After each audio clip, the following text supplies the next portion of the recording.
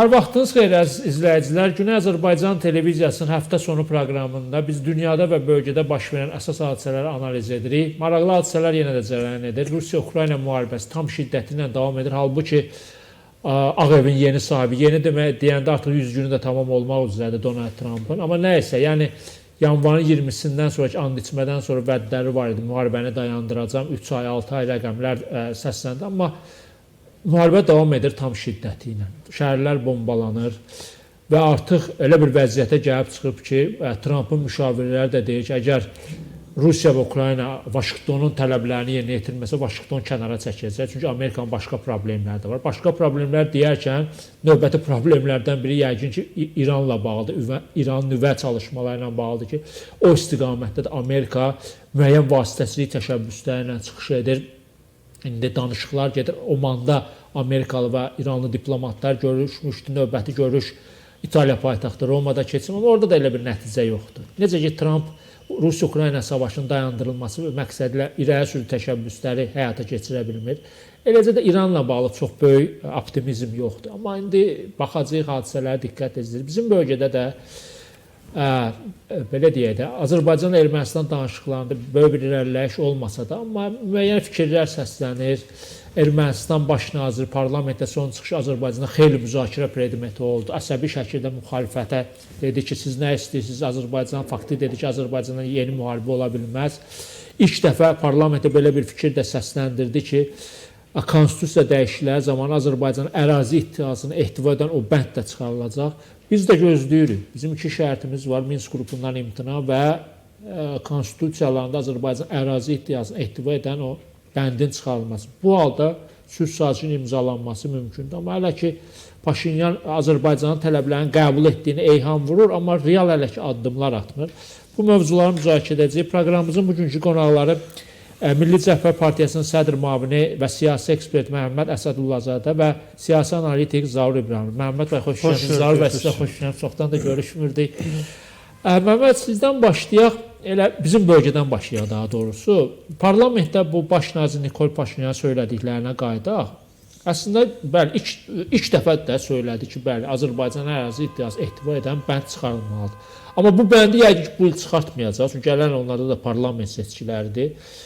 Təxminən bir ildən sonraya saxlayır. Bu o deməkdirmi ki, bu bir ildə elə bu il ərzində onda Azərbaycanla Ermənistan arasında sülh sazişi imzalanmayacaq? Təbii ki, Ermənistan baş naziri Nikol Paşinyanın hazırki açıqlaması, konstitusiyası və müstəqillik bəyannaməsində Azərbaycana qarşı ərazi iddianı etiraf etməsi təbii ki, bu rəsmi şəkildə etiraf olunur. Çünki bundan əvvəl o qeyd edirdi ki, belə bir bənd yoxdur. Konstitusiya məhkəməsinə əlaqələndirirdi məsələləri. Amma göründüyü kimi artıq Ermənistan hökumət başçısı da fərqindədir ki, prosesi uzatdıqca siyasi gedişat Ermənistan əleyhinə işləyir və Ermənistan hakimiyyəti hesab edirdi ki, 17 bəndən ibarət olan sülh müqaviləsi mətni deyilir. Halbuki onu sülh müqaviləsi mətni demirəm. O, hardasa çərçivə sazişi kimi, bir sənəd kimi xarakterizə etmək olar. O hesab edirdi ki, Azərbaycan bağlayacaq və Azərbaycana da qarşı çalışacaq ki, qərbdə müəyyən təzyiqlər də olunsun və Azərbaycan Ermənistan konstitusiya dəyişmədən belə bir sazişə getsin. Yəni, göründüyü kimi Azərbaycan öz prinsipial mövqeyində qaldı, obyektiv şəkildə. Çünki əgər növbəti sənədlə, indi imzalanmış sənədlə sülh müqaviləsi bağlansa, təbii ki, Ermənistan konstitusiyasına zid ola bilərdi. Növbəti hakimi dəyişikliklə yenidən Azərbaycana qarşı ərazi iddiaları ortaya çıxa bilərdi. Ondan başqa Məhəmməd bəy, təsəvvür edin, məsələn, Paşinyan vəd verir ki, bizə, gəlin sülh sazişini imzalayaq, Zaur bəy. Əşi, bunu sonra həll edərik. Yaxşı, tutalım ki, ehtimal az ehtimal, biz inandıq.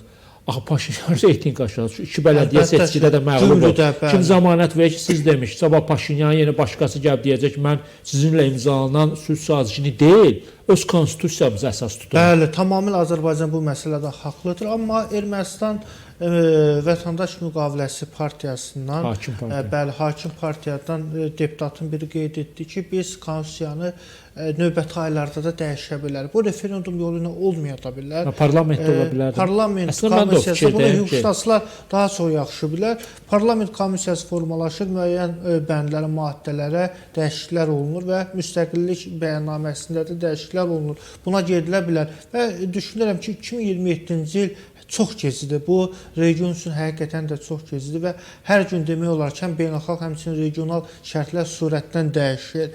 Yəni proseslər elə bir vəziyyətə gələ bilər ki, sabahları Rusiya Ermənistanda hakimiyyətdə devirə bilər, Ermənistanda xaos ola bilər. Artıq Serj Sarkisyan dirilib, hətta o günləri o Respublika Partiyasının 35 illiyində çıxış etdi ki, dedi 2026-cı il seçkilərə ciddi hazırlaşırıq.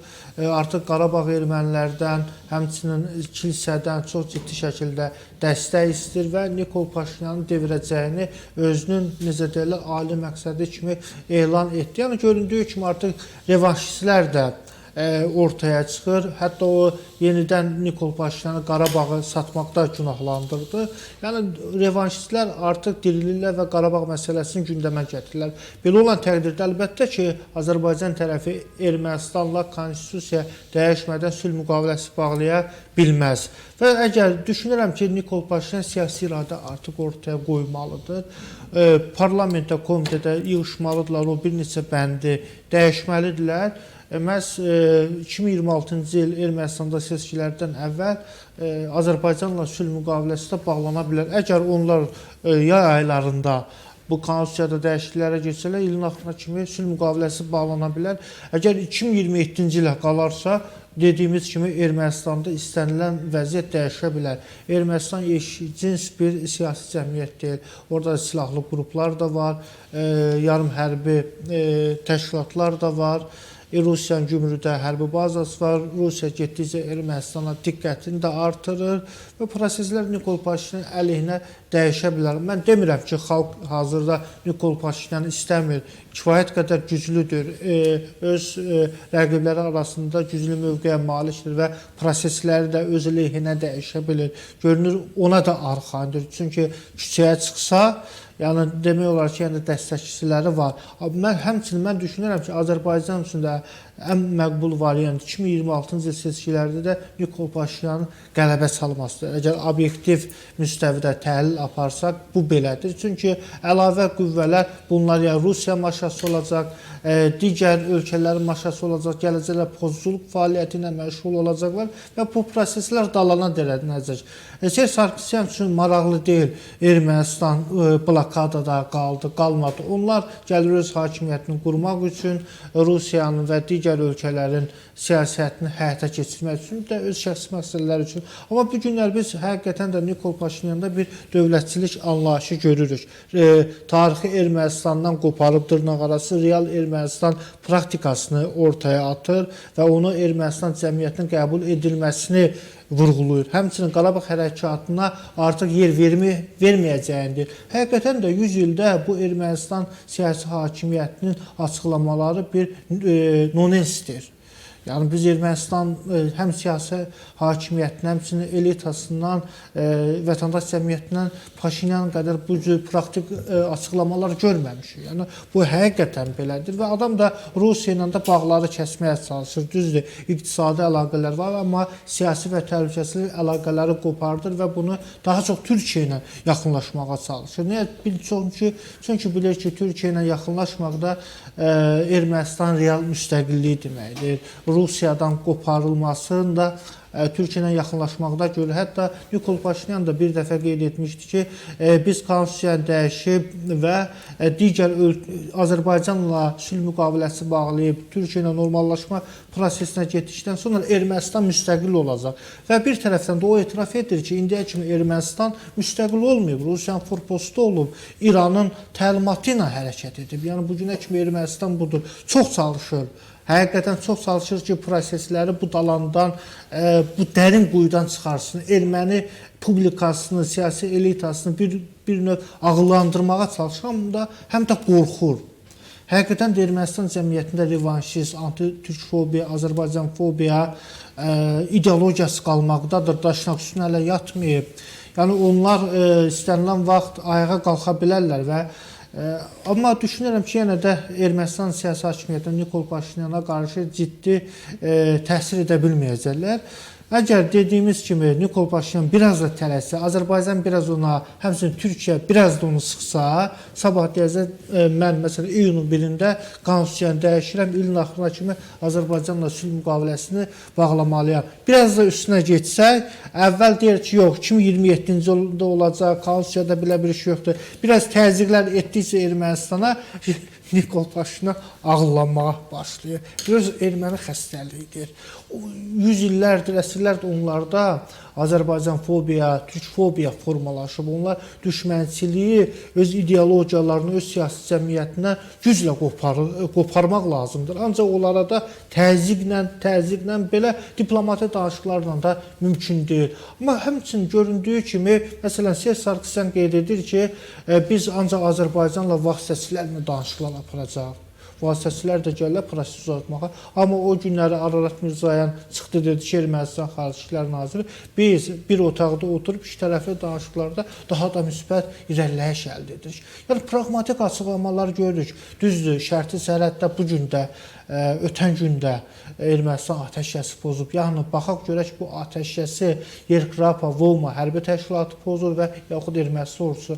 Amma Ermənistan baş naziri də ötən gündə dedi ki, mən Ermənistan Müdafiə Nazirinə tapşırmışam ki, atəşkəsi pozmasın. Yəni, bu da bir tərəfdən də Ermənistan baş naziri etiraf edir ki, atəşkəs Ermənistan tərəfindən pozulur. Onda Ermənistan baş naziri orada nəzarət edə bilmir, ya da həmin hərbi terrorçu qruplar atəşkəsi pozur. Zəhmət çəksin, Volmanı, Yerkrapanı Azərbaycanla şərt sərhəddən döyüş növbətçiliyindən geri çəksin. Ermənistan ordusuna, sərhəd qoşunlarına verirsə, yəni proseslərə baxaq. Yəni, düşünürəm ki, imkan var sülh müqaviləsi bağlamağa, o da top Ermənistan tərəfindədir. Konstitusiyanı dəyişsin, tamam, Minsk qrupunu sülh müqaviləsi bağlayanda onu baxa bilərik. Yəni, düşünürəm ki, bu güzəşt ola bilər. Amma konstitusiya bir nömrədir. Geniş mənzərəni təsvir etdiniz. Əslində Ermənistanda vəziyyəti siz belə bir fikir də söylədiniz ki, əslində bilmirəm Zaur bəy nə qədər razı olar bu fikirlə ki, Məhəmməd bəy söylüyor ki, əslində biz Ermənistan hakimiyyətinə təzyiqlə nələrsə əldə edirik, biz və Türkiyə. Və burada bir məsələ də çıxır. Məsələn, Məhəmməd bəy toxunur, mən də o fikirlə hardasa razılaşıram ki, məsələn, sosial şəbəkələrdə də bizdə müzakirələr gedir. İndi biz Paşinyana təzyiq edirik, Paşinyan müəyyən reallıqları deyir ki, Minsk qrupundan imtina etməliyik, məsəl üçün sülh sazişi imzalananda, konstitusiya bu maddə düzgün deyil, Azərbaycanla müharibə Ermənistan uçurma aparır, Ermənistan hərəkatı qadağan edilməlidir. Bütün bunlar deyir, reallığa uyğundur. Amma indi o da var ki, reytingi də müəyyən qədər aşağı düşür. Çünki sosial sorğular da Ermənistan iki böyük şəhərdə məğlub olub faktik. Və bizim üçün də məqbuldur Azar bəy. Məhəmməd bəyin dediyi kimi, məhz bu sülh sazişini Paşinyanla imzalama, amma Paşinyan konstitusiyanın dəyişməsinə ləngidir. Çünki, məsəl üçün, o keçmiş qüvvələr gəlsə, hakimiyyəti başqa formada bizə qarşı istifadə edəcəklər. Bizim üçün də məqbuldur ki, bu sülh sazişini Paşinyanla imzalama, yoxsa bizim üçün fərqi deyil, Paşinyanı devirsinlər, gələnlər də bizlə hesablaşmalı olacaqlar. Biz düşünürəm ki, məsələnin konseptual əsasını tapmalıyıq. Bax, diqqətlə baxın, Paşinyan öz xoşu ilə və yaxud könüllü istəyi ilə indiki açıqlamaları vermək, belə deyək, iradəsində olmayıb. COP29-dan əvvələ baxaq. Paşinyan bütün mümkün vasitələrdən istifadə elədi ki, yarımçıq sülh sazişini Azərbaycanla imzalasın. Bugün imzalayırıq, sabah imzalayırıq, 10 gündən sonra imzalayırıq. Yəni, həm ilk imkan düşən kimi Azərbaycanı təzyiq elədilər. Hətta zəif Paşinyan ilk imkan düşən kimi Azərbaycan həssas məqamı idi, Azərbaycan COP-a doğru gedirdi və Azərbaycan bu həssas məqamından istifadə edir. Bütün mümkün vasitələrdən çalışdılar ki, beynəlxalq təzyiqi də gücləndirdilər. Həm də Fransanın da açıqlamalarını yadınıza salın. Ermənistan hakimiyyətinə təzyiqi nəzərdə tutursuz da? Ermənistan hakimiyyətinin bizə təsirini nəzərdə tutun. COP29-dan əvvəl ermənilər deyirdi, biz 10 gün imzalamağa hazırıq, 15 gün imzalamağa hazırıq. Yarımçıq olanda nə olacaq? Gəlin imzalayaq. Axırı bizim Xarici İşlər Naziri çıxıb açıqlama vermək məcburiyyətinə qaldı ki, ya hər şey razılaşdırılıb, ya heç nə razılaşdırılmayıb. Hətta bunu Azərbaycan Respublikası Prezidentinin köməkçisi cənab Hikmət Hacıyev də demək məcburiyyətində qaldı. Həmin dövr üçün bizə çox güclü təzyiq göstərdilər ki, bu sənədi imzalayaq, yarımçıq qalsa da belə dedilər 80% hazırlanıb, 85%. İlk imkan düşən kimi biz baxdıq ki, Paşinyan bu fürsətdən istifadə etməyə çalışdı. Azərbaycanın qətiyyətli mövqeyi və Azərbaycanın bu məsələdə güzəştə getməməsi ermənilər bu söhbətə arxa planda keçirdilər və sonuncu 2 maddə razılaşdırıldı. Oldu 17 maddə və artıq sülh sazişinin mətni hazırdır. Sülh sazişinin mətni hazır olan kimi dərhal başladılar. Ki biz gəlin imzalayaq, bu gün imzalaya bilərik, sabah imzalaya bilərik, 10 dəqiqə sonra imzalaya bilərik. Amma Azərbaycanın yenə həmin qəti və güzəşsiz mövqeyə davam edir. Güzəşsiz xüsusi istəyirəm. Niyə? Bunun çox ciddi, çox həddindən artıq fundamental bir səbəbi var. Fundamental səbəb bundan ibarət. Hətta Ermənistan konstitusiyasına parlament yolu ilə əlavə dəyişiklik etmək üçün hüquqi imkan olsa belə bu bizi qane etmir. Etmir. Azərbaycan yalnız və yalnız çünki növbəti hakimiyyət gələcək, parlamentdə çoxluq ələ alacaq, təzədən konstitusiya dəyişir. Amma o dəyişsə artıq bizə müharibənin elanı olacaq. Mən ona görə demək istəyirəm ki, burada söhbət ondan gedir ki, bu xalqın iradəsi ilə baş verməlidir. Ermənistanda seçicilərin 25% gələndə və gələn seçicilərin 50%-dən çoxu səs verəndə konstitusiya referendum baş tutmuş hesab olunur və dəyişikliklər qəbul olunur. Amma siz deyə məntiqdən çıxış etsəz, hakimiyyət gəlsə, əgər Paşinyan referendumda o maddəni çıxarsa, yenə də referendum keçir, deyə bilər ki, bu maddəni əlavə edir. Bu artıq Ermənistan xalqının Azərbaycana müharibə elanıdır. Bəli. Parlament yox, diqqətlə qulaq asın. Cəmiyyətin fundamental və biz dünyada bunu heç bir cəmiyyət eləyə bilməz. Hətta inanın ki, biz də onu eləyə bilmərik. Hətta bizim o torpaqlarımız işğal altında qalsaydı, biz referendum keçirib ondan barışsaydıq, yenidən referendum keçsəydi, dünya bizi başa düşməyəcəkdi. Razıyam. Və siz diqqətlə baxsaz görərsiniz. Necə ki, indi görürsünüz, hətta nə qədər qəribə səslənsə də, düzdür, Krımdakı referendum silahların altında keçirildi. Amma bir akt olduğuna görə, hələ də yenə də ona söykənirlər. Yəni demək istəyirəm ki, referendum aktı çox ciddidir. Yəni hansısa parlament komissiyası yığışdı. Nə bilim o bu dedi, o bu belə şey yoxdur. Ermənistan cəmiyyəti biz nə Paşinyanla, nə iqtidarla, nə hansısa bir Həsənlə, Hüseynlərlə bağlamırıq. Biz Ermənistan cəmiyyətinə müqavilə bağlı. Yəni biz sülh sazişi Paşinyandan çox gəlir erməni cəmiyyəti ilə bağlı. Ermənistan cəmiyyəti, yəni özü bütün dünyaya, və həm də özünə göstərməlidir ki, o bu 30 illik siyasətdə mən hələ tarixi qoyuram kənara. Bu 30 illik siyasətdən əl çəkib, onlar yeni reallığa qəbul edir. Bu yeni reallığın qəbulu Paşinyanla, Seyid Sarkisyanla, Köçəryanla aid deyil. Bu onlar Paşinyanın açıqlamalarında doğrudan Ararat Mirzənin açıqlamalarında yaxşı tezis var, amma yaxşı olar ki, bu tezisi ilə Ermənistan cəmiyyəti görsün. Onlar yeni tarix başlamaq istəyirlər. Bu konstitusiya referendumu yeni tarixin sayma nöqtəsi olacaq. Ona görə də Azərbaycan Respublikasının diplomatiyası, onun rəhbəri cənab prezident İlham Əliyev bu cür güzəşsiz mövqedən çıxış edir məhz konstitusiya məsələsində. Biz heç bir halda çünki Azərbaycan cəmiyyətində Yəni Zahir bəy, üzr istəyirəm, sözünüzü də kəsim. Məsələn, belə olsa ki, bu Məhəmməd bəy də ona toxundu. Paşinyan desə ki, razılaşacaq, yaxşı o Azərbaycanın ərazi iddiası ehtiva edən bəndi çıxaran parlamentdə səs çoxluğundan malik parlament üstünə. Biz onunla razılaşmayacağıq. Biz ona getməyəcəyik. Deyəcəyik mütləq referendum. Bəli.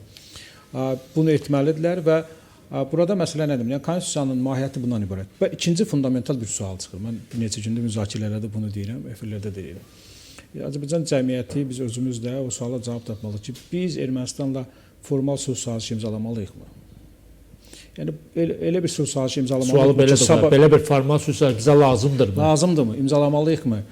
Sabah hər hansı bir Ermənistan hakimiyyətinin, siyasi qüvvənin xaricdən diktə ilə dəyişə biləcəyi, interpretasiya eləyə biləcəyi sülh sazişi bizə lazımdırmı? Bizə baş ağrısı yaratmayacaqmı? O bizim üçün əlavə böyük bir problem olmayacaqmı? Gəlin bunun üzərində düşünək.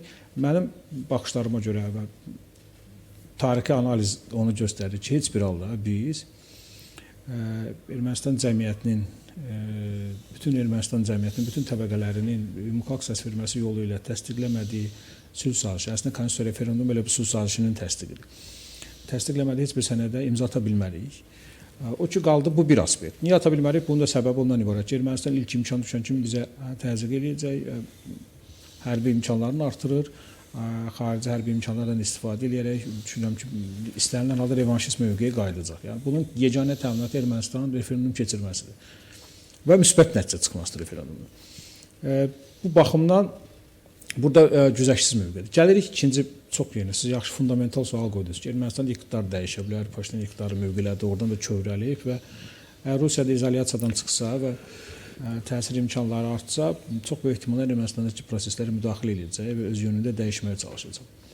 Yəni Paşinyan üçün çox ciddi risklər var. Amerikadan həminki dəstəyi yoxdur, Fransanın yalnız dəstəyi ilə qalmaq mümkün deyil və Rusiyanın da təzyiqinin qarşısını almaq üçün gələcək artsa bunu almaq mümkün olmayacaq. Çox böyük çağırışlar var.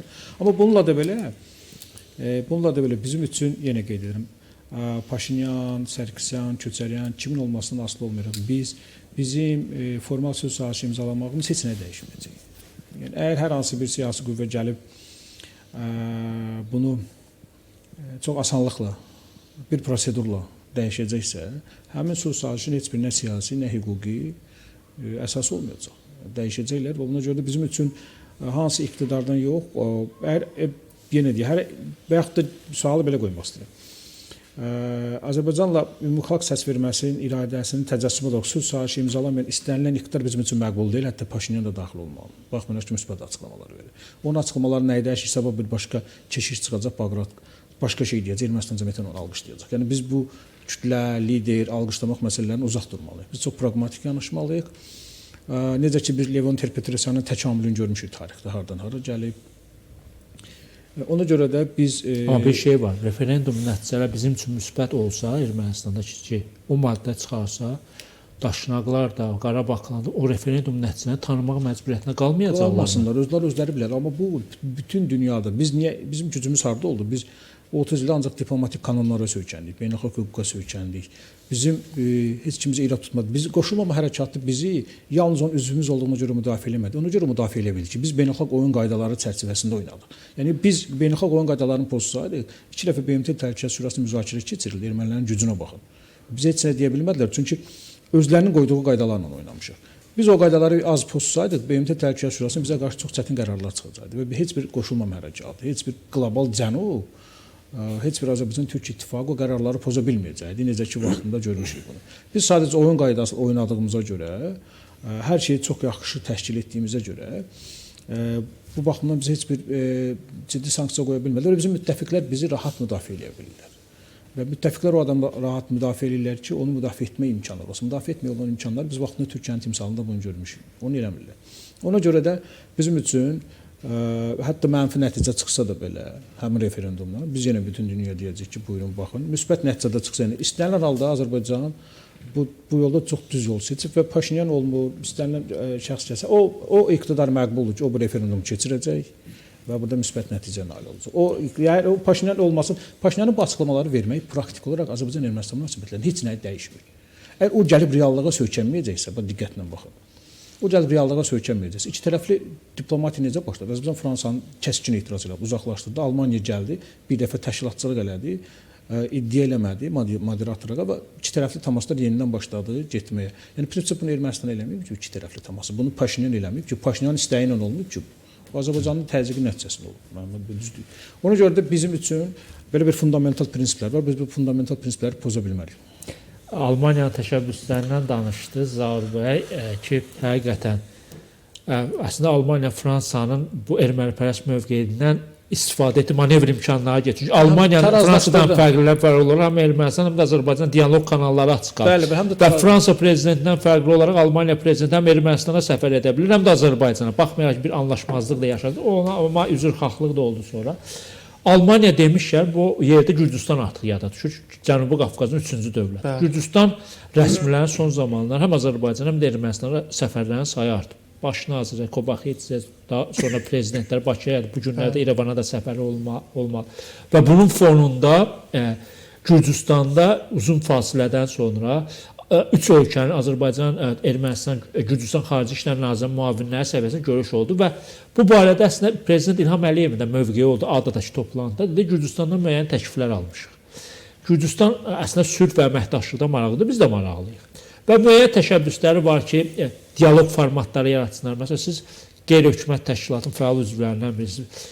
90-cı illərdən bu yana mən də müəyyən toplantılarda iştirak edib, siz də çoxunda iştirak etmişsiniz. Çoxu Tiflisdə keçirildi, xatırlayın. Bəli. Sonra son zamanlar biraz ara verib. Gürcüstanda məhz görüşürdük erməni həmkarlarla. Bir Cənubi Qafqazın paytaxtı rolu olub. Necə ki, Çar Rusiyası vaxtında belə. İndi ola bilsin Gürcüstan yenə də iddiası var. Biz əleyhinə deyilik. İndi başqa bir mövzuda müzakirəti. Biraz da arabanı atdan qabağa aparmaq istəyir ermənilər. Yəni Ararat Mirzənin son açıqlaması oldu. Sülh sazişini sərhəddə imzalayaq.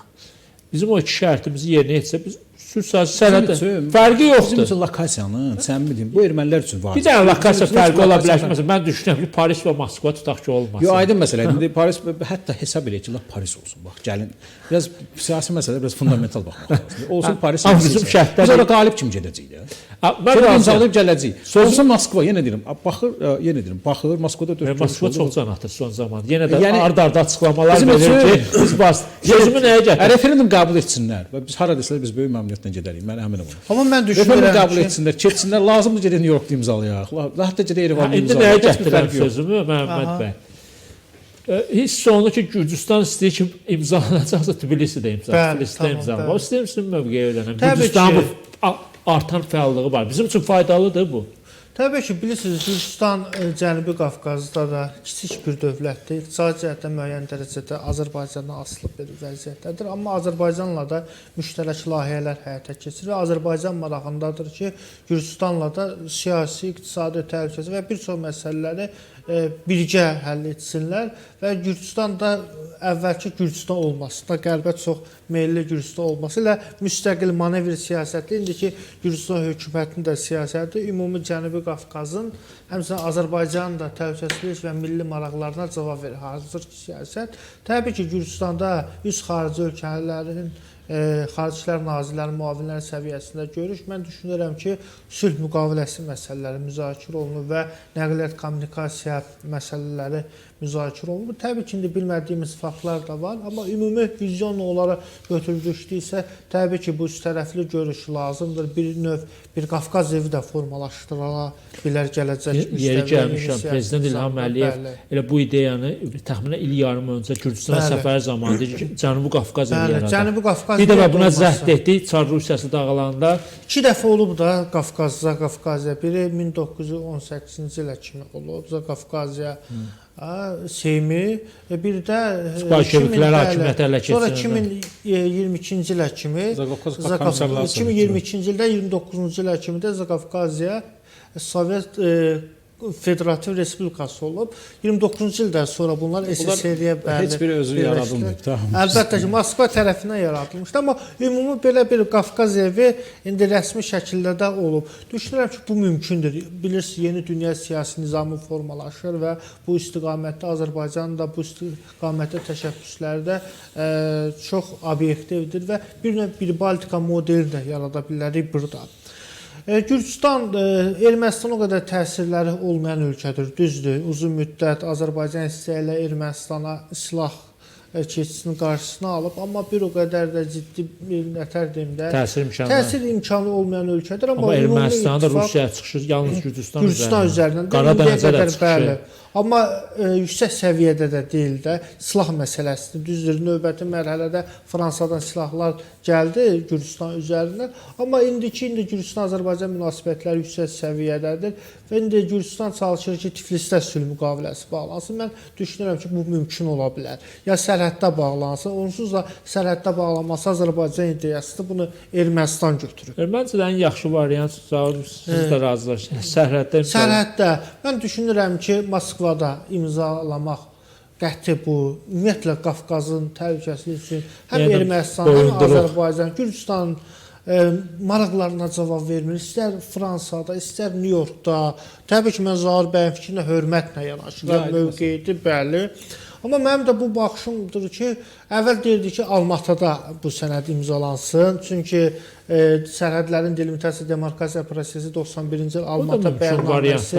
Amma türk dövlətlərinin Kıbrıs tanıması məsələsi xoşagəlməz haldır. O xoşagəlməz haldır. Amma düşünürəm ki, artıq Azərbaycan tərəfdə ya Tiflisdə ya da sərhəddə konstitusiya dəyişəndən sonra sülh müqaviləsi bağlaya bilər. Bir də Zahir bəy referendum məsələsini dedi. Təbii ki, mən onunla tamamilə razıyam.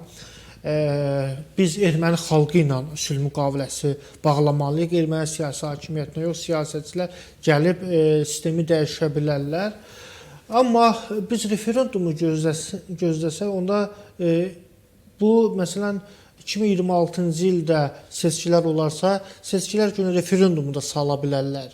Məsələn, bu Referendumla prosedur seçici bir günə düşə bilmir. düşə bilməz. Məsələn, bunu hüquqşünaslar yaxşı Deyəsən bilir. Paşinyan Onda belə biz- deyib ki, parlament seçkiləri keçirilir, sonra Sonra referendum. referendum. Yox, bizim qanunvericimiz, ümumiyyətlə dünya qanunvericiliyində referendumla seçkilər müxtəlif keç- seçkilər eyni gündə keçirilə bilər. Amma ümumi səs verilməsi ilə seçkilər eyni gündə keçirilə Hə, bilər. aydındır. Onda biz gözləyək 2027-ci ili. Bu da Çox əlbəttə ki, maraqlı bir proseslər- vəziyyət, bilirsiniz necə? Maraqlı bir vəziyyət Və yaranır. gələn parlament seçkilərində Paşinyan məğlub olur. Sonra heç referendumda mənası qalmır. Çünki məğlubiyyət nə deməkdir? Erməni cəmiyyəti yenə də Azərbaycana qarşı ərazi iddiasını Bəs seçir. Azərbaycanın siyasətində Bəli. də bax mən çox uzun danışmamaq üçün bayaq bu mövzuya girmək istəmədim. O vacibdir. Bu Paşinyan üçün də vacibdir. Əgər doğrudan da erməni cəmiyyəti hətta referendumsuz Paşinyanı məğlub göndərəcəksə, onların mövqeyi bəllidir. Yəni İndidən işimizi bilək. Biz niyə gedən hakimiyyətlə müqavilə imzalamalıyıq? Yəni diqqətlə yəni çox nüanslar var o məsələdə. Bəli. O məsələlərə çox diqqətlə baxmaq lazım. Yəni bu sadəcə imzaladıq, getdi deyil nə məsələ.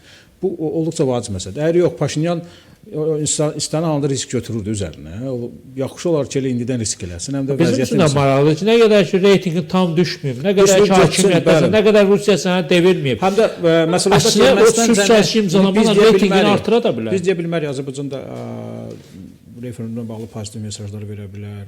Paşinyan və Ermənistan cəmiyyətinin heç də referendumda bu sülh müqaviləsinin əleyhinə çıxacağını indidən söyləmək olmaz. Bəli. Onu sizə deyim, yəni tamamilə bunun əleyhinə səs verəcəyini də indidən iddia eləmək mümkün deyil. Məncə çox böyük riskə gedərlər əleyhinə səs. Hə, ona görə, yəni Faktiki müharibənin anonsu olacaq. Bəli, ona görə də Azərbaycan hakimiyyəti də mən bir dəfə demişdim, biz yalnız Paşinyandan parlament tribunasında cəsarət gözləmirik də. Biz Paşinyandan real siyasətdə də cəsarət gözləyirik. Yəni o 2020-ci il 20 iyunda ona mandat verilib Ermənistan xalqı tərəfindən. Bu tarix bir mandatdır. Dünyada mən deyərdim ki, müasir tariximizdə ilk dəfədir ki, məğlub baş nazir. Bəli, belə bir olmayıb. Məğlub baş nazir olmayıb. Tərsi çox olur. Seçilib Məğlub olanlar o boyda Winston Churchill 2-ci Dünya müharibəsinin qalibi parlament seçkilərində məğlub oldu. Bəli. Ona görə də yəni Paşinyan da tarixi məsuliyyətini dərk etməlidir bu məsələdə. Bu bir. Məncə onun beynində bu transformasiya gedir. Var, Parlamentdəki son çıxışına mən bu qənaətə gəldim ki, siz bayaq çox maraqlı fikir söylədiniz ki, bizim təzyiqlər işini görür. Bəli. Reallığı amma o qədər belə tısbağa sürəti ilə gedir ki, orası biraz Ermənistan cəmiyyətdə başa salmağa çalışır ki, siz Rusiya güclənənə qədər onun bütün boyunduruqlarından atmalısınız. Sülh müqaviləsi bağlamalısınız. O asılılığı azaltmaq üçün ən vacib alətlərdən biridir. Ki, müdaxilə imkanı azalacaq. Ermənistan cəmiyyətinin onu izah etməyə çalışır. Biz bir neçə il əvvəl Ermənistan vətəndaş cəmiyyət nümayəndələri ilə Şərq tərəfdaşlığı forumunda görüşəndə onlar deyirlər ki, bizdə suverenliyin qıtlığı var, defitsit suverenitet deyirlər üstündə. Doğrudan da elədir. İndi onlar hiss edirlər ki, müəyyən qədər subyektlik əldə ediblər. Rusiya-Ukrayna müharibəsinin təsiri bu hamısı prinsip etibarilə.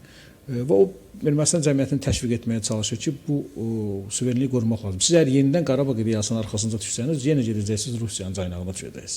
Məncə Erməni cəmiyyəti Ermənistan cəmiyyəti qəbul edirlər. Ona görə də Paşinyan daha cəsarətli olmalıdır. Hətta sizə deyim ki, baxmayaraq ki, bu daşnaqlar irtica qüvvələrdir. Onlar da fikir vermir Ermənistandan. Açıq demirlər ki, biz yenidən müharibə edib Qarabağa geri qayıtırıq. Açıq demirlər, heç onların kifayət, onların açıqlamalarda əslində o reallığı başa düşmür. Müxalifətin açıqlamalarından o tərəfə getmir. Yəni normal müxalif açıqlamalarda nə deməlidir? Sadəcə onlar deyirlər ki, Qarabağa deməli deyirlər ki, Paşinyan hər şey düz deyil. Yəni məsələ odur. Bəli, sadəcə deyirlər ki, oradan gəlmiş ermənilərin qayıdış prosesi həll olunmalıdır. O da nağıldır. Deməlidirlər. Məsələ belədir. İndi onlar da onu deməlidirlər, müxaliflik. İndi bu başqa bir məsələdir. Başqa bir məsələ də var, Gürcüstan məsələsi. Gürcüstan məsələsi olduqca fundamental. Bu da fundamental məsələdir. Biz Gürcüstanı, mən Gürcüstan ekspertləri ilə Bakıda görüşəndə dedim ki, siz boş otaq funksiyasını deyə bilmərsiniz ki, biz boş otağı gəlin kreslolarınızı qoyun danışın. Belə olmur. Əgər siz Cənub Qafqazı evi istəyirsinizsə, siz onlar indi proaktiv olublar. Onların məsələn bir əla dediniz bunu. Onların başına dəyib. Mən nə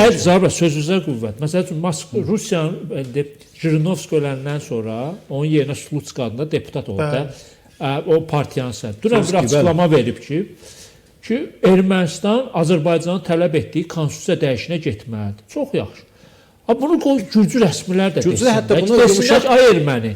Sülh sazişi imzalamaq üçün bu Azərbaycanın iki şərtini sürətlə həll. Amma biz belə bir açıqlama eşitməmişik. Hətta deməsinlər, birbaşa Slutski deməsinlər. Desinlər ki, Cənub Qafqaz üçün, özümüzü qorumaq üçün. Vacibdir. Bu vacibdir. Azərbaycanın şərtlərinə siz demiş, kreslo vermənə iş kreslo verən çoxdur. Hamı kreslo və Moskvada hər gün yalvarır. Biz Gürcüstanı ona yönəldirik ki, Biraz sual Gürcüstan o olun. indiki növbəti hakimiyyət, yəni indiki yeni komanda, hakim yeni komanda bunu başa düşür və daha çox da Bidzin İvanişvili bunu başa düşdü seçkilərdə ki, Azərbaycanın sabit qalmağı, Azərbaycan sabit qalmağı Gürcüstan da qorudu, bilirsiniz bu seçkilərdə. Bu sabit qalmağı necə vacibdir. Onu da başa düşdü və indi müəyyən qədər proaktivlik nümayiş elətdirir və siz dediyiniz o sülh ideyaları yəqin ki, yaxın vaxtlarda baş tutacaq. Hansı ki, jurnalistlərin görüşü, politoloqların görüşü, vətəndaş cəmiyyətinin görüşü, mədəniyyət xadimlərinin görüşü bu Gürcülərin ideyasıdır.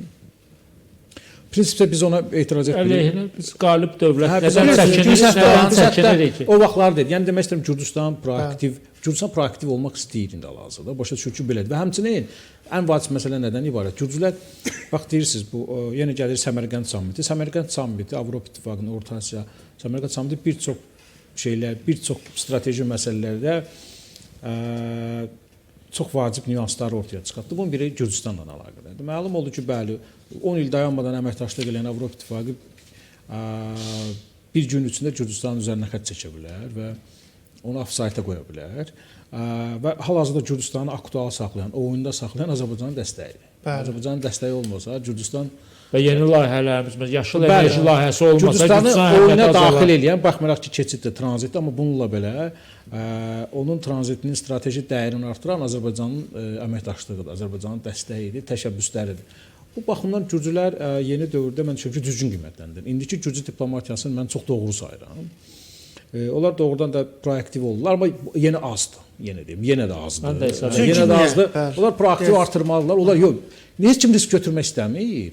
Hamı deyir ki, gəlin təşkil eləyək. Amma Paşinyan da risk götürməlidir, İvanişvili də risk götürməlidir. Bu gün sabah Rusiya təhdidləri artacaq. Baxmayaraq ki, indi biz hər nə qədər desək ki, İvanişvili Rusiyanın protejisidir, amma bununla belə onun da özünün müstəqillik dərəcəsi var. Bunun nə qədər məhdudlaşma məsələsi var. Rusiya Gürcüstanın Xarici İşlər Naziri açıq yenə də dedi ki, biz Rusiya ilə diplomatik əlaqələr bərpa etməyəcəyik. Bəli. Yəni bütün bunlar onu demək istəyir. Yəni nəhayət ki, Azərbaycanın bu mövqeyini Gürcülər qəbul etdilər ki, proaktiv olmaq lazımdır. Əziz yoldaşlar, hörmətli dostlar, biraz proaktiv olmaq lazımdır. Ermənistanı təşviq eləmək lazımdır. Əlavəniz var. Çünki Gürcüstan indiyə kimi niyə bu məsələlərdə pasiv olub? Gürcüstan uzun müddət Ermənistanla Azərbaycan arasında Qarabağ münaqişəsinin bitməsini istəməyib. Gürcüstan istifadə edib də. Çünki Qarabağ münaqişəsi olduqca Gürcüstanın bölgədə rolu artırdı. Bəli, Gürcüstan istəmir, indiyə kimi də, dünənə kimi də istəmirdi ki, sülh müqaviləsi bağlansın, orta dəhliz, Zəngəzur dəhlizi açılsın. Gürcüstan öz marağını dedi. Gürcüstan prezidenti Azərbaycana gəldi. Artıq Azərbaycan da maraq niyə dəyişdi onda? Seçkilərdə Zahir bəyəklər çox amma Zəngəzur dəhlizi Gürcüstanın strateji dəyəri əhəmiyyətini də o qədər çox azaltmır, onu biləsiniz. Azaltmır, amma müəyyən dərəcədə azaldılsa. Təsir edəcək. Boru xəttləri zaten çəkilir. Təzən boru xəttləri Ermənistandan çəkəsi deyil ki. Çünki bilirsiniz, Gürcüstan hökuməti Qərblə əlaqələrin ciddi şəkildə zədələnməsi Gürcüstan hökumətinin üzünü Azərbaycan tərəfə yönəltdi. Dolayısıyla bu deməkdir, bu bizim də maraqlara cavab verir. Bəli, ayrıca xəttləri götürürlər. Bizdən mən razıyam. Bizdən asılılıqları artıb. Bizdən asılılıqları artdı. Ona görə də bu məsələdə Ermənistan məsələsinə artıq Azərbaycan mövqeyini dəstəkləyir və Zahir demiş. Azərbaycan da onlara qeyd edir ki, get Ermənistanla ciddi şəkildə mövqeyi qoy ortaya. Artıq biz Ermənistan deyir ki, Gürcüstan deyir ki, mövqeyi qoy ortaya. İndiyə kimi qoymayıbsan, nalamuxa vurubsan, tamam, başa düşdü. Öz maraqlarını olub, Qərblə ciddi şəkildə işləyibsə, indi seçkilərdə Azərbaycan sənə dəstək olub, Qərbin ciddi şəkildə təzyiqlərdən səni qorumuşam. İndi ümumi sülh, Qafqaz evi formalaşdırmaq istiqamətində iş aparılır. Öz müstəqilliyini, öz manevr siyasətini qoyub istəyirsənsə, onda sülh müqaviləsinə Ermənistanda təhrik etməlisin, Ermənistan başa salmalısan. Orta dəhlizdə, yaşıl enerjidə Gürcüstan üzərindən keçəcək. Zəngəzur təkcə Ermənistan üzərindən deyil ki, indi İran ərazisindən də keçəcək. Araz dəhlizi. Mən əvvəl ona Araz vadisi dəhlizi deyildim. Onun yük daşıma qabiliyyəti ildən ilə artır. Azərbaycan alternativ marşrutları var. Gürcüstan üzərindəndir. Bizim Zəngəzur dəhlizi Türkiyənin cənubindən başlayır, çox uzun quru yolu keçir, İstanbula gedir qarşı. Yəni bizim hələ heç bir nəqliyyat dəhlizi yoxdur ki, İran üzərindən keçən olsa da. Real Bakı Tiflis Karsdır və real Qaradəniz limanlarına çıxışdır. Yəni tək biz yox, bu Orta Asiya üçün də belədir. Arada Avropa İttifaqının mövqeyi adam yandırır ki, onlar çıxartıya baxmırlar. Amma indi onlar deyirlər ki, Çin İrandan onlardan daha ağıllıdır ki, Amma- Gürcüstanın limanlarını işlədir. Amma maraqlıdır, Zahir bəy düz deyir. Mən də oturub çox vaxt fikirləşirəm ki, yaxşı Avropa İttifaqı Mərkəzi Asiyaya gəldi. Bunların da ancaq çıxış yolu Azərbaycan üzərində də orta dəhliz. Amma yeni bir ideya ortaya qoyublar. Türkmənistan İran üzərindən Çahabar, sonra Çahabar limanı. Bəli, O da o Amerikan limanlara sanksiyaları çıxıyor. var. O da Kim- Amerikan kim İran üzərindən sanksiyaları. xətt çəkir? İran Yəni- üzərindən bəli. Amma bu ideyanı da bəzən Fransa rəsmiləri Bizim əslində təzyiq Araz edirlər. dəhlizi var İran üzərində. Bəli, Bu əslində Araz strateji dəhlizi. qərar. Bu İran bu stratejidir, gün var, bəli. sabah fərqli bir İranla üz-üzə qala bilərik. Faktiki, yəni Amerikanın İsrailin İrana baxışında məncə fərqi nədir? Düz biraz mövzudan kənarlaşırıq, amma bu mövzunu olsa müzakirə etməliyik. Bəli. Amerika bəli, İranda rejim dəyişikliyi istəyir. Amma mən Amerika adıda olmuşam, diplomatdan söhbət. Mən o qənaətiyəm ki, tarixdən də bunu anlamışam ki, Amerika İranın parçalanmasını istəmir. İstəmir. Amma İsrail biraz fərqlidir. İsrail həm rejimin dəyişməsində, bəlkə İran parçalanmasında da var. Yəni bu gün bizə İrandan keçən Araz dəhlizi biraz mürəkkəb görünürsə, sabah bəlkə də İranda elə proseslər baş verir. Araz dəhlizi bizə Zəngəzur dəhlizindən daha əhəmiyyətli ola bilər. Əlbəttə ki, ora bilirsiniz Azərbaycan torpaqlarıdır. Güney Sözümü ona Azərbaycandır. gətirirəm. Buradakı Azərbaycanlılardır. Bilirsiniz, Azərbaycan indi öz inzibati cəhətdən indiki İran ərazisindən keçir, amma Azərbaycan öz ərazisindən düzdür. Arazın o tayda bizimdir, Mehri. Bu tayda bizimdir, Güney Azərbaycandır. Biz prinsipcə tarixi, mənəvi baxımdan öz ərazimizdən yol çəkirik. Burada indi biz gedib müəyyən obyektiv, subyektiv səbəblərə görə beynəlxalq konjunktura indi gedib biz Ermənistanla, İranla indi danışırıq. Amma mən düşünürəm ki, gələcəkdə dünya siyasi nizamı qurulub, bir çox dövlətlər sıradan çıxacaq, yeni dövlətlər yaranacaq. Bilirsiniz, siyasət də, dövlətlər də bioloji bir varlıqdır. Bir çox ölkələr yaranır, müəyyən illərlə davam edir, sonra ölür, məhv olur. SSR 70 il yaşadı, Osmanlı imperiyası, Sasani imperiyalar olub da görmüşük. Mən düşünürəm ki, 21-ci əsrdə Türkiyə əsri olacaq, Azərbaycan əsri olacaq. Təbii ki, mən İranın parçalanmasının lehiniyəm, istəyirəm. Çünki 21-ci əsr imperiyalar əsri deyil. 21-ci əsr heç bir xalqları müstəmləkə əsarətində saxlamaq əsri deyil. Və 40 milyon İranda da öz torpaqlarında yaşayan Azərbaycanlıların təməl haqqı var ki, oradakı Fars rejiminin əsarətindən qurtulsunlar. Ümumiyyətlə, öz milli kimliklərini ortaya çıxıb bir dövləti yaratsınlar. Təbii ki, Şimali Azərbaycanla da birləşsin. Bu mütləq olacaq. Yəni İran rejimi uzun illər davam elətdirə bilməz. Bu xalqlar həbsxanasıdır indiki İran. 40 milyon Güneylilərin orada təməl haqqları tapdalanır. İndi İran prezidenti, Azərbaycanlı prezidenti bilirsiniz, Azərbaycana böyük nümayəndə heyəti ilə səfər edəcək. Bilirsiniz, artıq İran tərəfi də görür ki, Güney Azərbaycanda milli azadlıq hərəkatı yavaş-yavaş mədəni şəkildə oyanır. Və Azərbaycandan da artıq bu istiqamətdə müəyyən işlər həyata keçirir. İndi başlayıblar ki, Azərbaycanla ortaq layihələr həyata keçirməyə və siyasi istiləşmə prosesinə aparırlar. Bilirsiniz, Fars diplomatiyası çox türki diplomatiyadır. Uzun illər belə olub, çox yalançıdırlar.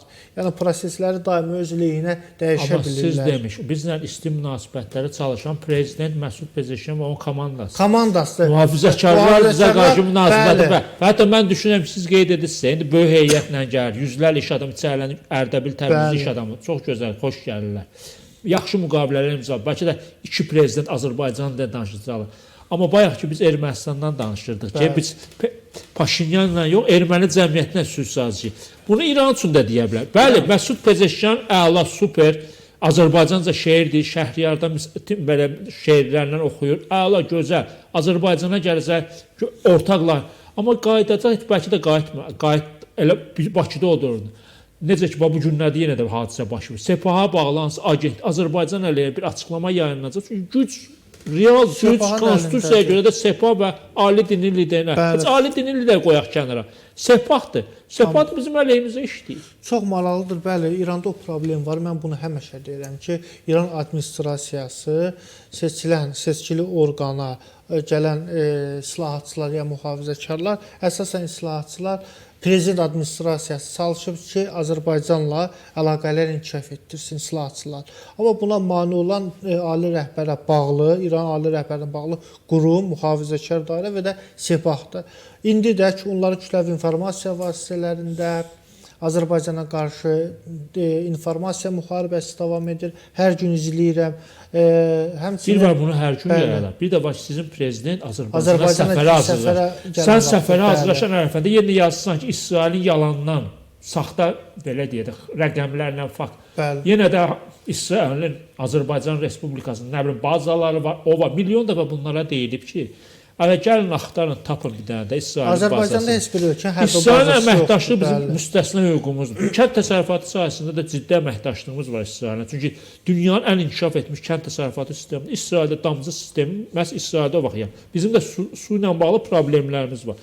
Biz Amerika ilə də əməkdaşlıq edəcəyik, İsraillə də əməkdaşlıq. Yəni bunlar düşünürlər ki, Azərbaycanın daxili işlərinə qarşı ki, Azərbaycan siyasətini dəyişəcək. Mövzudan danışmışkən Məhəmməd bir məsələyə də toxunum. Biz Gürcüstan vasitəsindən danışaq, amma Azərbaycan özü də son günlər vasitəçi kimi çıxış edir. Türkiyə ilə İsrail danışılan növbəti raundu da Bakıda keçirilib. Bizim əslində mən belə başa düşdüyüm məqsədimiz bu qardaş dövlət, strateji müttəfiq, strateji tərəfdaşı barışdırmadır. Bu çox çətindir indiki hadisələr. Amma biz istəyirik ki, Suriyada bunlar toqquşmasınlar. Bizim əsas istəyimiz odur və Bakıda çox müəyyən danışıqlar da gedir. Türkiyə ilə bağlı Zaur bəy, Rəcəb Tayyip Ərdoğan Türkiyə Cümhurbaşqanı hökuməti aprelin 15-də bir toplantısından sonra maraqlı bir açıqlama verdi və hamı da deyir ki, İrana eyham vurur. Söylədiklərini olduğu kimi oxuyuram Ərdoğan'dır. Ərdoğan'dan sitat. Bəzi aktorlar Suriya məsələsində Türkiyəni sınamaq əvəzinə dostluğun qiymətini bilməli, ritorika və siyasətlərini buna uyğun tənzimləməli, təşkilat kimi deyil, dövlət kimi davranmalıdır. Bunu açıq deyirəm. Kim Suriyanın davamlı sülh və sabitliyə nail olması mane olacaqsa, Suriya hökuməti ilə yanaşı bizi də öz qarşısında görəcək. Aydındır ki, Ərdoğan bu sözləri deyərkən kəşfiyyat məlumatlarına əsaslanır və açıq-aşkar İranı nəzərdə tutub. Yəni belə çıxır ki, bu Suriyada indi rejim dəyişib. İran yenə də bu Suriyanı qarışdırma planlarından vaz keçmək istəmir. Bir mənalı şəkildə keçməyəcək və bu əvvəldən proqnozlaşdırılan idi. İranın mövcudluğu, onun proksi qüvvələri mövcudluğu ilə bağlı. İran ideoloji bir dövlətdir. İdeoloji dövlətlər mütləq ideoloji ekspansiya etməlidir. İdeoloji ekspansiya etməzlər, İran yaşaya bilməyəcək. İndiki ideoloji sistem özünü doğrulda bilməyəcək. Yəni sözünüzdən belə çıxır ki, İran, Hamas, Hizbullah, Huslər silah maliyyə verməsə, rejim dağıla bilər. Permanent, necə ki Sovet İttifaqı permanent sosialist inqilabları nəzərdə tuturdu, eyni də Şiə inqilabları nəzərdə tutur. Yəni eyni ideologiyadır, fərqi yox. Çünki bu dini ideologiyadır, o dünyəvi ideologiyadır. Yəni öz qılıca çəkilsə, İran dağılacaq. İran dağılır olsun. Yəni İranı diqqətlə baxsanız, yəni biz ideologiyanı təsvir etdiyi İranla real İran arasında yerlə görünən fərq var. Real İran sadəcə olaraq hakimiyyəti dəyişməyib, qalan hər şeyi dəyişib. Cəmiyyətində baxın, təhsilində baxın, dünya görüşündə baxın, gedin sorğu keçirin. Yəni məsələlər bəllidir. Və heç İran hakimiyyətində də İran cəmiyyətinə əvvəlki nüfuzu qalmayıb. Onlar aydın siyasi fəallar tuturlar, xüsusi xidmət orqanları var, amma bütövlükdə İran cəmiyyətinin yəni sosial şəbəkədə izləmək kifayət qədər açıq görür ki, İran cəmiyyətinin ümumiyyətlə xofu qalmıyor. Sadəcə olaraq müəyyən bir xaotik bəlkə proseslərdən qorxmamaq üçün, ya ümumiyyətlə siyasi təşkil məsələləri və s. hər halda müxtəlif məsələlərlə bağlı, ona görə bu siyasi hakimiyyət özünü müəyyən qədər qoruya bilir və həmçinin artıq bu 30 ildə özünə bağlı təhlükəsizlik qüvvələri yaradır. Bütün milli gəliri verib onları gücləndirir. Dövlət ona görə. Yəni prinsip etibarilə İran transformasiya məhkumdur. Bu transformasiya hansı formada olacaq, onun tarixi göstərəcək. Amma Suriyada o cümlədən Həmas və Hizbullahla bağlı proseslərdən İran geri durmayacaq. İmkan çatdıqca bunu eləyəcək. Amma İsrail də başsız qoyub bu təşkilatları. Məhz ona görə də hal-hazırda Netanyahunun əsas məsələsi bunu ən azı 20-30 il geri atmaqdır ya da İranı daxildən transformasiya etməkdir. Hamı başa düşür ki, İran bu gün zəifdirsə, beynəlxalq konjunktur dəyişsin. Çin-ABŞ rəqabəti güclənsin. Çin birbaşa başlasın İrana dəstək verməyə, necə ki SSR ilə ABŞ-ın birbaşa qarşı durması var idi. Onda Çin İran yenidən heç nədən çəkinməyərək, yenə gedib Hizbullahı da gücləndirəcək, Həması da gücləndirəcək, Livanı da qarışdıracaq, Yəməni də qarışdıracaq, Azərbaycanı da qarışdıracaq. İran bu ideologiyadan əl çəkə bilməz axı. Bu onların qanunudur. Necə əl çəkə bilər bunu? Şiə ideologiyasını yaymaq, kəlimə dövləti, ondan nəfəs alır, ondan gəliblər və başqa cür mümkün deyil. Bu bir aspekt. Bu baxımdan indiki İsrailin strategiyasında məhz bu durub bununla bağlı. Həmçinin Suriyanı götürməklə, Türkiyə Suriyada möhkəmlənməklə ümumiyyətlə bütün yaxın şərqin geosiyasi tarazlığını tamamilə dəyişib, öz xeyrinə dəyişib. Bunu nə İsrail barışacaq, nə bundan İran barışacaq. Nə İsrail, nə İran heç vaxt Türkiyənin Suriyada İsrailin ipini biraz Amerika yığa bilər amma. Yığa bilər amma bu çünki Trump Netanyahu önədir. Türk Erdoğan mənim dostumdur, məni sevir, mən dost. Bu müvəqqəti effekt daşıyır. Trumpın diqqət yayınan kimi qüvvələrini də Suriyadan çıxarırlar Amerikanlar. Bəli, Türkiyə, Suriya, İsrail anlaşması, onlar mübarizəsi davam edəcək, çox qəti və amansız olacaq. Bizim də Azərbaycan olaraq məqsədimiz odur ki, çox geniş Türkiyə ilə İsrail arasında bir anlaşma olsun. Bir geniş əlbəttə toqquşmalardan danışmırıq. Amma kəşf ya Hakan Fidanov son açıqlaması nə dedi? Təyyarə toqquşması ola bilər, hərbi təyyarələri. Yəni və inanın ki, İsrail də bundan çəkinməyəcək. Bu da İran maraqlarına xidmət edəcək. Amma İsrailin Zahir bəy düzü İsrail çəkinməyəcək. İran bundan çəkinməyəcək. İsrail təbii ki, İsrail Amerikanın yaxın şərqdə bir proksi gücüdür, dövlətidir. İsrail özü Həmasdan bacara bilmədi. Hələ də bacara bilmir. Qəzzadan vurub çıxara bilmədi. Və o silahlar, o patronlar hamısı Amerikadan gəlirdi. İsrail ümumiyyətlə Türkiyə ilə baş-başa gələcək gücdədir. Erdoğan nə demişdi 2011-ci ildə? Biz Şamda namaz qılacaq. Əməvilər məscidində namaz qılacaq və sonra dedi ki, Qüdsdə də qılacaq. Bəlkə proseslər ona uyğun gedir. Türkiyə, mən sizə deyim, 24 saatda Qüdsə girə bilər və cənab Erdoğan da onun da əsgərləri Qüdsdə namaz qılacaq. Burada bir məsələ var. Siz Yəhudi dövləti məğlub edə bilərsiniz, Yəhudiliyi məğlub edə bilərsiniz. Yox, əlbəttə ki, bu məsələ. Yəhudi dövlətçiliyi də mən deməzdim yoxdur. Sadəcə olaraq bir sistem orada qurub Amerika Birləşmiş Ştatları və oradakı İsrailin də düzdür Azərbaycanla strateji tərəfdaşdır.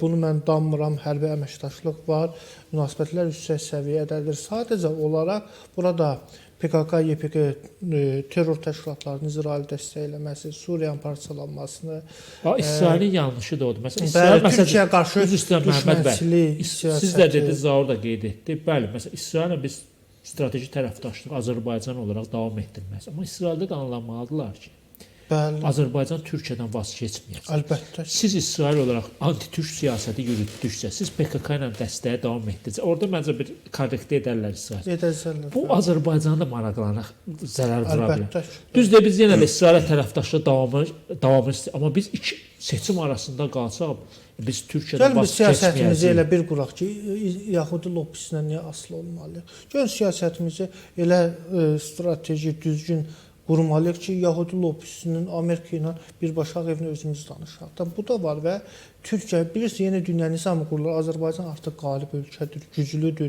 Artıq Amerikada Donald Trump da cənab prezident İlham Əliyevə göndərdiyi məktubda da Azərbaycanla cənab prezident işləməyi vurğuladı. Amma orada bir cümləsi də var idi. İsrail məsələsi, İsrail məsələsi. Trump da onu yüksək qiymətləndirir ki, Azərbaycan İsrail arasında münasibətlər. Mən o lehinəm. Sadəcə İsrail gedib Suriyada Türkiyə üzrə gəlsə, bu İsrailin bir dövlət kimi yox edilməsinə gətirib çıxara bilər. Yox edilməsi olmasa da belə Amerika yenə də onu müdafiə edir. Amma bizim kimi dövlətləri itirə bilər. Bəli, adi İranın bir proksi qüvvəsinin öhdəsinə gələ bilməyən İsrail Türkiyədə toqquşdursa. İran da onu istəyir də, İran da onu istəyir ki, Suriyada İsrail və Erdoğan hökuməti də, yəni bu riskləri məncə hesablı. Məsələn, Hakan Fidanın bir maraqlı açıqlaması da oldu bu günlərdə. Dedi, biz əslində Suriyada İsraillə toqquşmaq istəmirik. Kim bizə qarşı hücum etməyəcək, biz o dövlətə qarşı hücum etməyəcək. Mən ondan nə anladım ki, Erdoğan və onun komanda üzvləri İsraili sərt tənqid etsələr də, amma İsraillə biraz toqquşmaq istəmirlər. Yox, burada çox strateji dəngə var. Bundan ibarətdir ki, müasir siyasət belədir. Biz nə qədər ideologiyadan, xeyirxah münasibətlərdən danışsaq, bunların heç bir real siyasəti yox.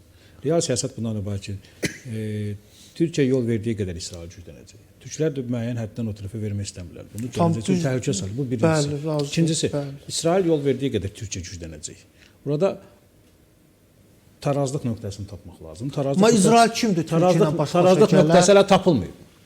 Tarazlıq nöqtəsi tapılmayıb, mübarizə qabaqdadır, mübarizə davam Amma edəcək. ikinci fikriniz biraz ziddiyyətli ola bilər. Ha, Birinci ilə razılaşdım. İkinci də, İsrail Türkiyəyə qarşı hələlik öz imkanlarının çox kiçik bir hissəsindən istifadə edir və bu da heç nə Colan təpələrindən irəlidə Duruz dövlətinin. Yəni sırf hələ biz qlobal miqyasda Türkiyə, Yəhudilər, İsrail dövləti savaşı görməmişik. Yəni bunu siz Yəhudiləri belə hesabdan çıxarmayın da. Yəni ki bu söhbət hər şey müharibədən getmir ki, iki qoşun gəldi. Orası maliyyə məsələləri, iqtisadi məsələlər. Ona görə də yəni, daxili məsələlər var varsa. Ona görə də hələlik heç İsrail də çox kiçik şəkildə güc verir. Türkiyə də çox kiçik şəkildə gücü. İki nəhəng də hələlik tam öz ağırlığından və gücündən istifadə eləmir. Bu daha çox diplomatiya bu dəqiqə işləyir də. Yəni riskləri hesablayırlar. İşləyirlər çünki bəli, uduzsalar hər kəs uduzacaqlar. Udan tərəf İran olacaq, ərəb monarxiyaları olacaq. Bəli. Məsələ bəllidir. Bu da heç kimin və Avropa İttifaqı olacaq. Avropa İttifaqı böyük məmnuniyyətlə İsrailin hal-hazırda müəyyən bir yaxşı bir sillə yeməsinin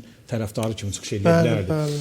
Amma eyni zamanda istəyirlər ki, Türkiyə də zəifləsin. Çünki Türkiyə indi artan roldadır. İsrail də onu başa düşür. Yəni proseslər çox mürəkkəbdir. Azərbaycanda elə həm bu riskləri və imkanları Azərbaycan rolu əsas vasitəçiliyi nədədir? Biz bunu Rusiya-Türkiyə münasibətlərində də gördük. Azərbaycanın rolu, əsas rolu buradadır. Yəni bizim cənab prezident də onu bəyan elə ki, Azərbaycan diplomatiyası o qədər çox güclü deyil ki, hər iki tərəf 30 dursun desin ki, barışın. Yox, bu belə deyil. Amma məsələ budadır. Azərbaycan çox strateji bir dəyəri var. O nədən ibarətdir? Hər iki ölkə Azərbaycana söz verəcək ki, bunu eləməyəcəm, onu eləməyəcək.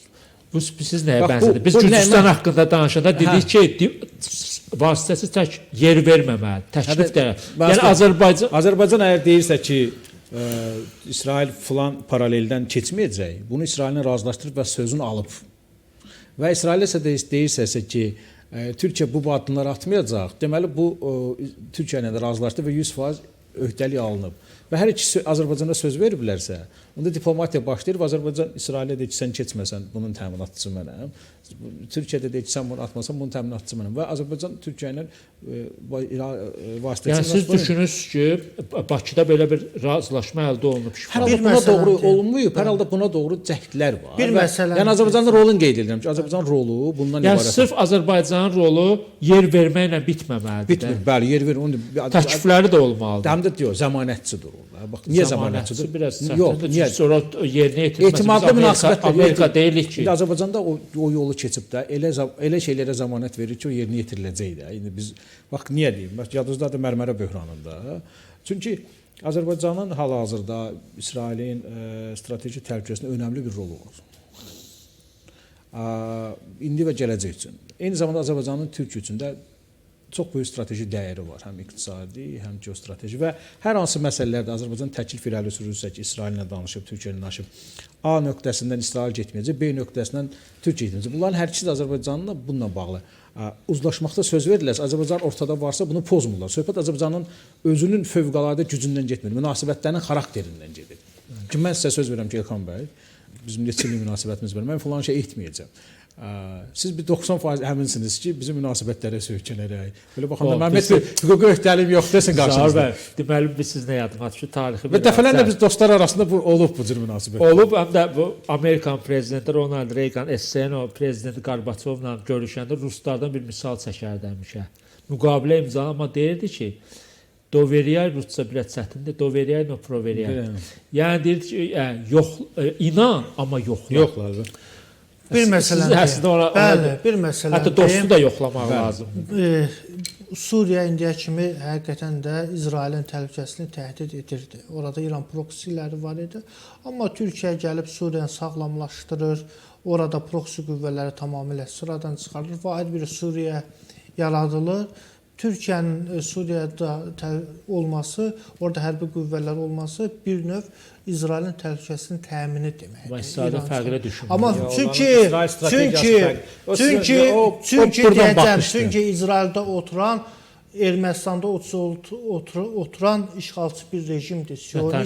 Netanyahu Siyonist, sağ ifratçı işğalçı rejimdir və o İsrail ərazilərini tarixi indiki fürsət əlinə düşüb İsrailin ərazilərini vəd olunmuş torpaqlar strategiyasına aparır.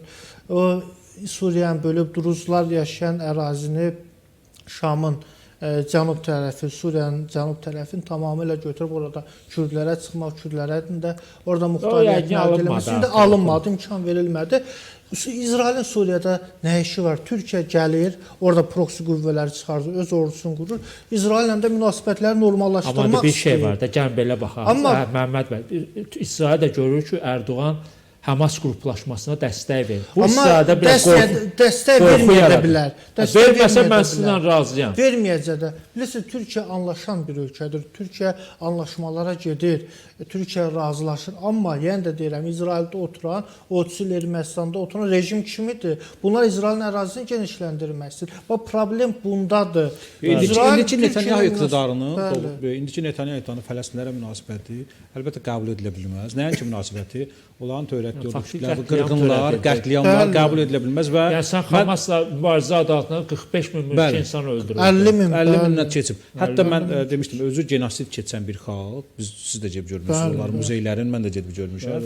Özü soyqırım keçən bir xalq əsla və əsla buna imkan verməməlidir. Bu tarixi barışıq yolu deyil. Erdoğan da bu bir mənalı şəkildə belədir. Çıxışında ki, yəni bu İstanbulda çıxış elədi, dedi ki, sizin sözlərinizi təkrar edir, keçsin Erdoğan. Yəni eyni mövqedə. Yəni Erdoğan dəfələrlə Cənab Erdoğan nə dedi? Dedi, bəli. Soyqırımla üzləşən xalq gərək öz hökumətini əlini qolunu yığışdırsın ki, belə etmə. 7 oktyabr hücumuna görə İsrail cavab verməli idi. Bu cavab da proporsional və adekvat olmalı idi. Və İsrail ondan sonra da əlbəttə təhlükəsizlik təminatları müzakirə edə bilər. Yəni səmimi danışaq, Həmasın hücumu da 7 oktyabrda bəraət verilə bilən hücum deyil. Birbaşa mülki əhaliyə çox mülki əhaliyə hücum etmək, xalqın qırıldı, şəhərlər dağıldı. Əlbəttə xarici qüvvələrin təsiri ilə mülki əhaliyə hücum etmək, çimərlikdə insanları öldürmək, qətl etmək çox yanlış. Bu da çox yanlış idi. İsrail buna cavab verə bilərdi, verdi, amma adekvat cavab vermədi. Bunu Fələstin xalqının deportasiyası, bunu təəssüf ki, Trump administrasiyası da daşıdı. Bu doğrudan soyqırım cinayətidir. Zəruri deportasiyası, onun ərazilərinin əlindən alınması, orada fantastik iqtisadi kazinolar yaradılacaq, onu tikəcək, bunu tikəcək. Bu 21-ci əsr dünyası deyil. Bu dünya əgər doğrudan da bu qaydalar baş versə, uduzan özü məhz İsrail olacaq. Ərəb ölkələrinin içərisində kiçik bir İsrail bu cür cəngəllikdə yaşaya bilməz. İsrail ona görə yaşayır ki, indi 20-ci əsrdə və sivil münasibətlər heç kim qlobal müharibə istəmir. Məncə İsrail cəmiyyətindən bunu anlayanların sayı da çoxdur. Çoxdur. Biz axırıncı etirazları gördük. İsrail cəmiyyətinin tamamı Netanyahu bu siyasətini dəstəkləmir. Tamamilə dəstəkləmir. Mən seçki keçirsə bəlkə də Netanyahu məğlub olacaq. Növbəti seçkilərdə məğlub olacaq. Amma istənilən halda yenə də gəlirik xalqın üzərinə. Hər bir xalq öz hakimiyyətinin etdiklərinə görə məsuldur və heç kim özü günahdan qırağa çəkməsin. Hər bir xalq, hər bir cəmiyyət öz hakimiyyətinin etdiklərinə görə, dövlətin etdiyinə görə məsuldur. Dövlət öz-özündə yəni boşluqda var olan bir təsisat deyil. O xalq onu təsis edir, xalqdan iradə alır, yönəldir. O baxımdan da mən düşünürəm ki, bəli, İsrail cəmiyyəti hələ bunun arğısını, sancısını çox çəkəcək. Bu indiki qələbələrdə xəyali qələbələrdir, siz bilirsiniz. Yəni infrastruktur binaları dağıtdın, neynədin, getdin orada bir qarnizon saxladın. O xəyali qələbələr. Hamasın sıraları niyə genişlənir? Qətliamlardan sonra Hamasın sıraları genişlənər də. Bu xəyali qələbələrdir. Yəni bu qələbələr heç qələbə də deyil, xəyali qələbələrdir. Yox, həm də anlamalıdırlar ki, İsrail Qəzzada qələbə çalmaqdır ki. Yox, Fələstin dövləti yaradılmayana qədər. Yəni qələbə çalmağın özü belə absurddur. Kimə qələbə çalacaqsan? Azadlıq arzusuna qələbə çalacaqsan. Ya qeyd etdiyim kimi məsələn İsrail Şotlandiya münasibətləri var. İrlandalılar var. Ya onlar üçün doğrudan da tam belə hüquqi, siyasi azadlıq şəraiti yaratmalısan. Onlar hesab eləməlilər ki, onlar azadlığa bərabər şəraitdə yaşayırlar. Səndən konfederasiyadırlar. Faktiki konfederasiyadır. Belə eləməlisən. Ya da ki, bu ideya necə qalib gəlmək olar ki, bu ideya? Razıyam. Biz çox müxtəlif mövzularda dərin təhlillər aparmağa çalışdıq. Mən hər iki qonağıma təşəkkür edirəm. Əziz xatırladıram ki, proqramımızın bugünkü qonaqları Milli Cəbhə Partiyasının sədr müavin siyasi ekspert Məhəmməd Əsədullazadə və siyasi analitik Zaur İbrahimli idi. İran mövzusunu da geniş müzakirə etməyə çalışdıq. İranla bağlı da Amerika prezidentinin də sanksiyaları davam edir. Bir tərəfdən bəli, Amerika prezidenti Donald Trump İranla müharibənin əleyhinədir. İsrailə də təvəqqə edir ki, siz İrana zərbə endirməyin. Amma sanksiyalar paketi də getdikcə genişləndir İrana qarşı və bu günlərdə 6-cı sanksiya paketini İrana qarşı elan edib.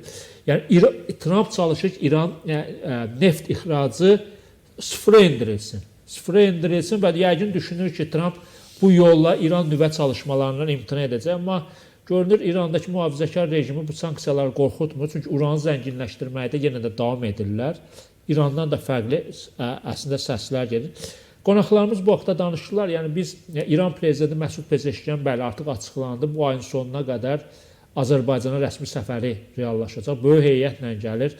Ərdəbil və Təbrizdən iş adamları gəlir. Xoş gəlirlər, səfa gətirirlər. Bizim qardaşlarımızdır. Biz ortaq layihələri də müzakirə edəcəyik. Amma qorxuram ki, yenə də bu səfər günü və yaxud səfərdən sonra oradakı İrandakı mühafizəkar qüvvələr yenə də bu münasibətlərə xələl gətirsinlər və böyük ehtimalla da belə olacaq. Çünki həmin o Sepah ali dini liderin ətrafıdır.